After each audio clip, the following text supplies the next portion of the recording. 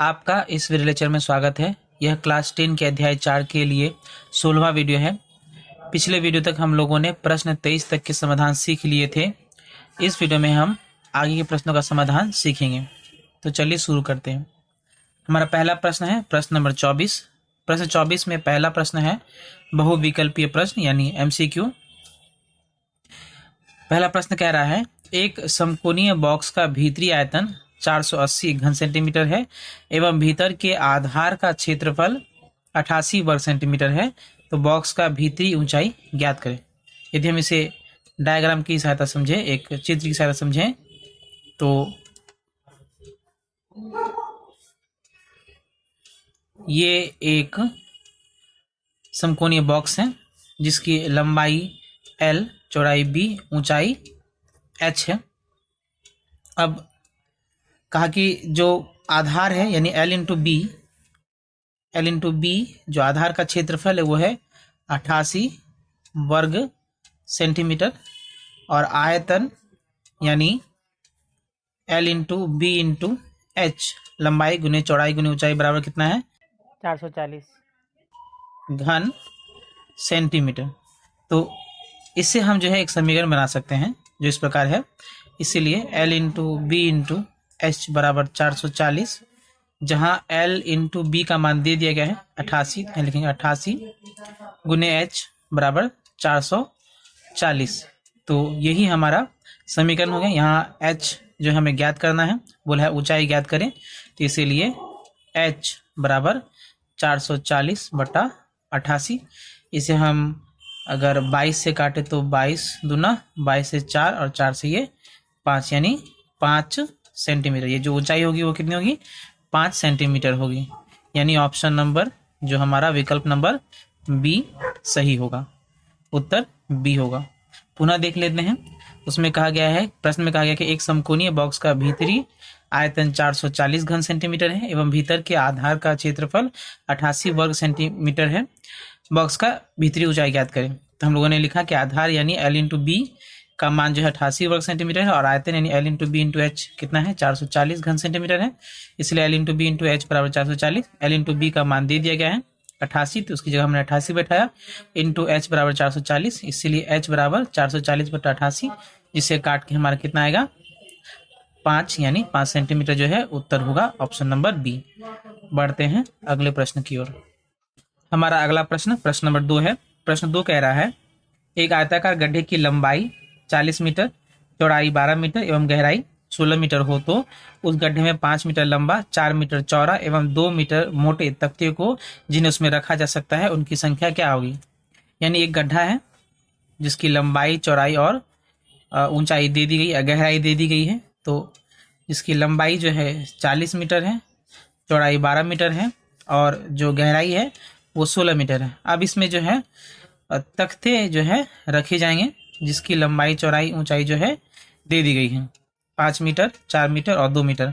कहा कि इन तख्तों की संख्या कितनी होगी जो पूरी तरह से इसमें भर जाएगी। तो इसके लिए सीधा ये करना होगा कि जो इस गड्ढे का आयतन होगा उसे एक तख्ते के आयतन से हमें भाग कर देना पड़ेगा। तो हम यहाँ लिखेंगे कि गड्ढे का आयतन बराबर जो है लंबाई 40 गुने चौड़ाई 12 गुने 16 घन मीटर, ये गड्ढे का जो है आयतन हो गया। फिर हम निकालेंगे एक तख्ते का आयतन जो है कितना हो जाएगा 5 मीटर गुने 4 गुने 2 यानी 5 गुने 4 गुने 2 घन मीटर। तो जो गड्ढे का आयतन है उसे हम एक तख्ते के आयतन से अगर भाग कर दे तो हमें ये ज्ञात हो जाएगा कितने तख्ते इसमें जो है आ सकते हैं। इसलिए कुल तख्तों की संख्या बराबर गड्ढे का आयतन बटा एक तख्ते का आयतन,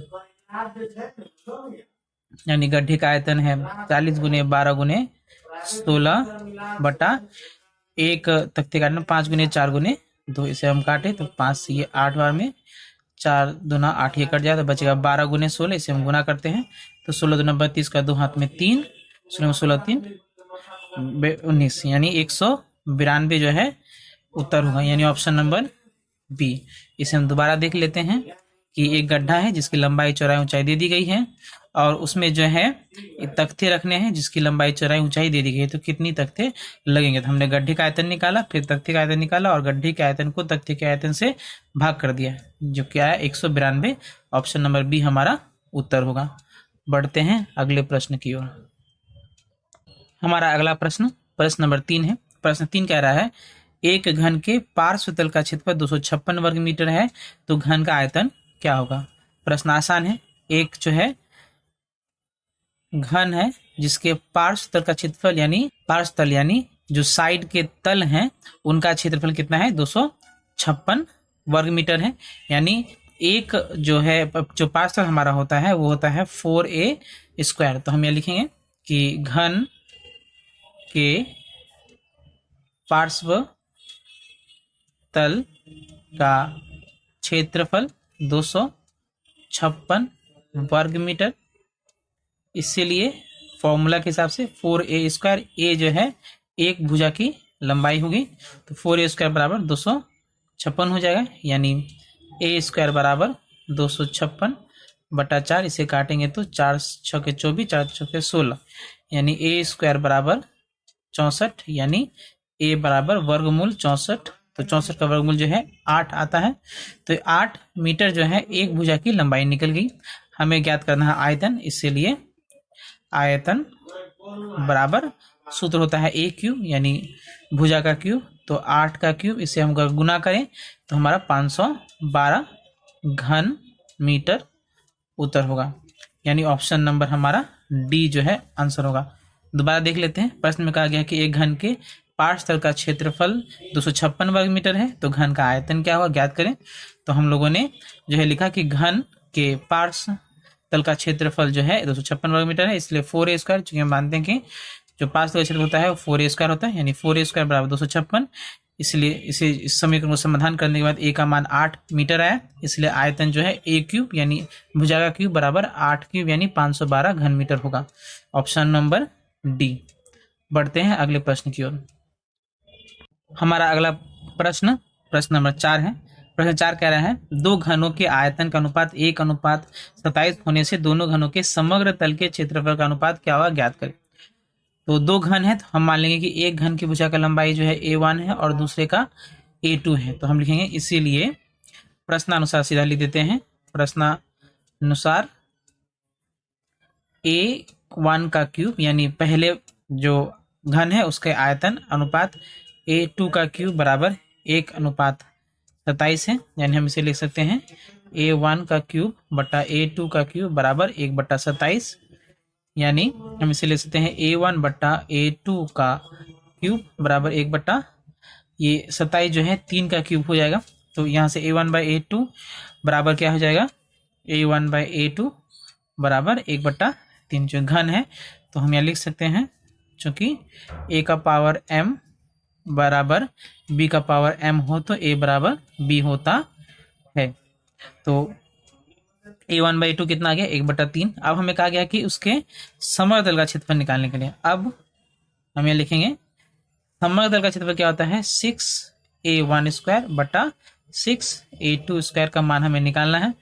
तो 6a1 और 6a2 जो है कट जाएंगे तो बचेगा a1 का स्क्वायर बटा a2 का स्क्वायर, यानी यहाँ हम लिख सकते हैं कि a1/a2 का स्क्वायर यानी 1/3 का स्क्वायर, तो हमारा उत्तर आ जाएगा 1/9, यानी 1:9 जो है हमारा उत्तर होगा। पुनः देख लेते हैं ये ऑप्शन नंबर सी। पुनः देख लेते हैं। प्रश्न में कहा गया है कि दो घनों का अनुपात जो है आयतनों का अनुपात 1:27 होने से उन्हें उनके समग्र तल के क्षेत्रफल का अनुपात क्या होगा। तो प्रश्नानुसार a1 का क्यूब अनुपात a2 का क्यूब, जहाँ a1 और a2 जो है दो अलग अलग घनों की भुजाओं की लंबाइयां हैं, तो और a क्यूब यानी आयतन, तो आयतन का अनुपात 1:27 हो गया। यहाँ से a1 का क्यूब बाई a2 का क्यूब क्या होगा 1/27। इसे समाधान करने के बाद हमें मिला a1/a2 का मान 1/3। अब हमें चूंकि जो है क्या निकालना है, उनके समग्र तल का क्षेत्रफल। तो समग्र तल क्षेत्रफल क्या होता है 6a1 का स्क्वायर बटा 6a2 का स्क्वायर। ये पहले का समग्र तल और ये दूसरे का। तो इसे जो हम ये 6 और 6 कट जाए तो बचेगा a1/a2 का स्क्वायर यानी a1/2 का होल स्क्वायर यानी 1/3 का स्क्वायर, जिसका मान 1/9 आया। यानी अनुपात क्या होगा 1:9। हमारा ऑप्शन नंबर सी उत्तर होगा। बढ़ते हैं अगले प्रश्न की ओर। हमारा अगला प्रश्न नंबर 5 है। प्रश्न 5 कह रहा है एक घन के समग्र तल का क्षेत्रफल s वर्ग इकाई एवं कर्ण की लंबाई d इकाई होने से s एवं d का संबंध ज्ञात करें। तो एक घन है जिसके प्रत्येक भुजा की लंबाई को हम क्या लेते हैं a लेते हैं। तो प्रश्न में कहा गया है s जो है समग्र तल का क्षेत्रफल यानी 6a स्क्वायर बराबर क्या हो गया s, तथा d जो है उसके एक कर्ण की लंबाई है। तो d जो है वो है वर्गमूल 3a। तो यहाँ से जो हमें s और d में संबंध चाहिए। तो ये दो जो है समीकरण है। हम दूसरे वाले से क्या लिख सकते हैं a बराबर d बटा वर्गमूल 3। तो अब a का मान जो है हम इसमें बैठा देंगे, a बराबर d बटा वर्गमूल 3। इसे 1 लिख देते हैं, इसे 2 1 में बैठाने पर क्या पाएंगे कि 6d बटा वर्गमूल 3 का स्क्वायर बराबर s। तो यहाँ से हमारा आएगा 6 इंटू डी स्क्वायर बटा 3 से इसे काट देंगे 2 बराबर s, यानी हम यहाँ लिख सकते हैं 2d स्क्वायर बराबर s। तो हमारा संबंध क्या होगा 2d स्क्वायर बराबर s। तो यहाँ से ये वाला ऑप्शन हमारा आ रहा है जिसके लिए हमें इसे d स्क्वायर बराबर s बटा 2 करना पड़ेगा। तो ये हमारा ऑप्शन नंबर डी जो है काम आएगा। पुनः देख लेते हैं। प्रश्न में कहा गया कि एक घन के समग्र तल का क्षेत्रफल s है, वर्ग इकाई है एवं कर्ण की लंबाई d है होने से s और d में संबंध ज्ञात करें। एक घन का एक भुजा का लंबाई हम a मानते हैं, तो इसीलिए 6a स्क्वायर यानी समग्र तल का क्षेत्रफल बराबर s हो गया और एक कर्ण की लंबाई d बराबर क्या है वर्गमूल 3 हो गया। तो यहाँ से हम लोगों ने a का मान निकाला, a बराबर d बटा वर्गमूल 3 और इसका मान जो है हम लोगों ने समीकरण 1 में बैठा दिया। तो 6 इंटू डी बटा वर्गमूल 3 का स्क्वायर बराबर s। जब इसे हम सरल करेंगे तो 2d स्क्वायर बराबर s होगा। तो जहाँ से d स्क्वायर बराबर s/2 संबंध आ जाएगा। ऑप्शन नंबर डी हमारा जो है आंसर होगा। बढ़ते हैं अगले प्रश्न की ओर। हमारा अगला प्रश्न नंबर बी है। प्रश्न बी का है कि नीचे का विवरण सत्य है या असत्य या गलत लिखें। तो उसमें पहला प्रश्न है किसी घन के प्रत्येक भुजा की लंबाई यदि 2 गुनी कर दी जाए तो घन का आयतन प्रथम घन का 4 गुना हो जाएगा। इसे देखते हैं। एक घन है तो घन जो है a मान लेते हैं हम, इसके एक भुजा की लंबाई। तो प्रथम घन का आयतन बराबर a3, क्योंकि ये भुजा a है। फिर परिवर्तित घन के भुजा की लंबाई कितनी हो जाएगी 2a, क्योंकि बोला है 2 गुना कर दिया गया है, इसलिए परिवर्तित घन का आयतन क्या हो जाएगा भुजा क्यूब यानी 2a का क्यूब घन, तो 8a क्यूब हो जाएगा यानी 8 इंटू जो प्रथम घन था उसका आयतन। तो ये प्रथम घन का आयतन, तो a क्यूब जो है प्रथम घन का आयतन है और यहाँ 8a क्यूब यानी 8 गुने प्रथम घन का आयतन है। यानी अगर भुजा जो है 2 गुनी कर दी जाए तो आयतन जो है वो 8 गुनी होगी न कि 4 गुनी। यानी जो हमारा पहला जो प्रश्न है वो क्या होगा असत्य होगा यानी फॉल्स। फिर से देख लेते हैं। कहा गया है कि किसी घन के प्रत्येक भुजा की लंबाई को अगर 2 गुनी कर दी जाए तो घन का आयतन प्रथम घन का 4 गुना होगा। ये असत्य है, 8 गुना होगा। कैसे? प्रथम घन का आयतन क्या होगा a क्यूब, यदि हम भुजा जो है a माने। फिर परिवर्तित घन के भुजा की लंबाई 2a होगा क्योंकि वो 2 गुनी हो जा रही है, इसलिए परिवर्तित घन का आयतन क्या हो जाएगा 2a का होल क्यूब यानी 8a क्यूब यानी 8 गुने प्रथम घन का आयतन यानी 8 गुना हो जाएगा। यानी प्रथम प्रश्न जो है जो दिया गया है वो असत्य है, फॉल्स। बढ़ते हैं अगले प्रश्न की ओर।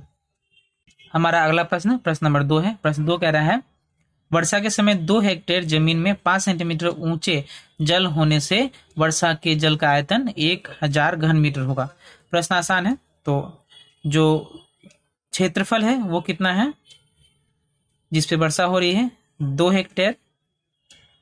प्रश्न में बोला गया है कि 2 हेक्टेयर जो है 100 एकड़ के बराबर है, यानी 2 गुने 100 यानी 200 एकड़ के बराबर हो गया। अब फिर प्रश्न में कहा गया कि 1 एकड़ 100 वर्ग मीटर के बराबर है, यानी इसे हम फिर 100 से गुना कर देंगे।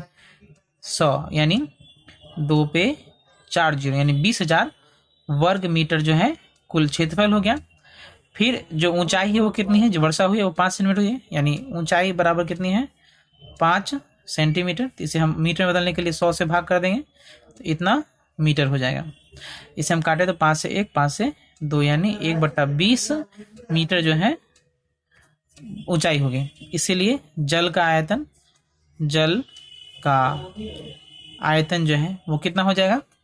क्षेत्रफल गुने ऊंचाई। तो हमारा क्षेत्रफल है 20,000 गुने 1/20। तो ये 0 और 0 कट गया, फिर 2 से ये एक बार भी उस पर 3 जीरो यानी 1000 घन मीटर। तो हमारा उत्तर 1000 घन मीटर आया। और प्रश्न में कहा गया कि 1000 घन मीटर होगा, यानी ये सत्य है, यानी ये कथन जो है सत्य है, यानी ट्रू। दोबारा देख लेते हैं। प्रश्न में कहा गया है कि वर्षा के समय 2 हेक्टेयर जमीन में 5 सेंटीमीटर ऊंचे जल वर्षा होने से वर्षा के जल का आयतन 1000 घन मीटर हुआ। क्षेत्रफल कितना है? 2 हेक्टेयर। 1 हेक्टेयर में 100 एकड़ होता है, तो 2 गुने 100 यानी 200 एकड़। और 1 एकड़ में 100 वर्ग मीटर होता है, यानी 200 गुने 100। तो ये हो जाएगा आपका 2 पे 4 जुने यानी 4 जीरो यानी 20,000 वर्ग मीटर। अब ऊंचाई जो वर्षा हुई वो कितनी है? 5 सेंटीमीटर। तो जिसे हमने मीटर में बदला तो इसे 100 से भाग किया, जो आया 1/20 मीटर। इसलिए जल का आयतन क्षेत्रफल गुने ऊंचाई, इसे समाधान करने के बाद 100,000 घन मीटर है, जो कि प्रश्न में दिया गया। यानी ये प्रश्न जो है, ये कथन जो है सत्य है। बढ़ते हैं अगले प्रश्न की ओर। हमारा अगला प्रश्न नंबर सी है। प्रश्न सी कह रहा है रिक्त स्थानों की पूर्ति करें। उसमें पहला प्रश्न है एक समकोणीय चौपाल के विकर्ण की संख्या। समकोणीय चौपाल यानी एक आयताकार घन है, यानी इसमें जो है विकर्ण की संख्या कुल 4 होगी। इसे आप डायग्राम की सहायता से समझें तो एक विकर्ण इस कोने से इस कोने पे जाएगा, एक इस तरफ से इस तरफ, फिर एक इस बिंदु से यहाँ और एक इस बिंदु से इस तरफ जाएगा। 4 जो है कुल विकर्ण की संख्या होगी। हमारा दूसरा प्रश्न है किसी घन के एक तल के विकर्ण की लंबाई जो होती है, किसी घन के एक तल के विकर्ण की लंबाई जो होती है वो एक भुजा के वर्गमूल 2 के गुणनफल होती है। यानी जो विकर्ण की लंबाई होती है वो वर्गमूल 2 गुने a होती है, चूंकि यहाँ सिर्फ एक तल कहा गया है। फिर समकोणीय चौपाल की लंबाई, चौड़ाई और ऊंचाई समान होने से उस घन का विशेष नाम जो है घन ही होगा, क्योंकि जो है इसकी लंबाई जो एक आयताकार घन जिसकी लंबाई चौड़ाई जो है समान होती है, ऊंचाई लंबाई चौड़ाई ऊंचाई समान होती है, उसे घन कहते हैं। तो हमारे ये प्रश्न नंबर 3 का उत्तर हो जाएगा। उम्मीद है आपको वीडियो में बताए गए सभी प्रश्न समझ में आए होंगे। इन प्रश्नों का अभ्यास करें, वीडियो को ध्यान से देखें। मिलते हैं अगले वीडियो में, तब तक के लिए धन्यवाद।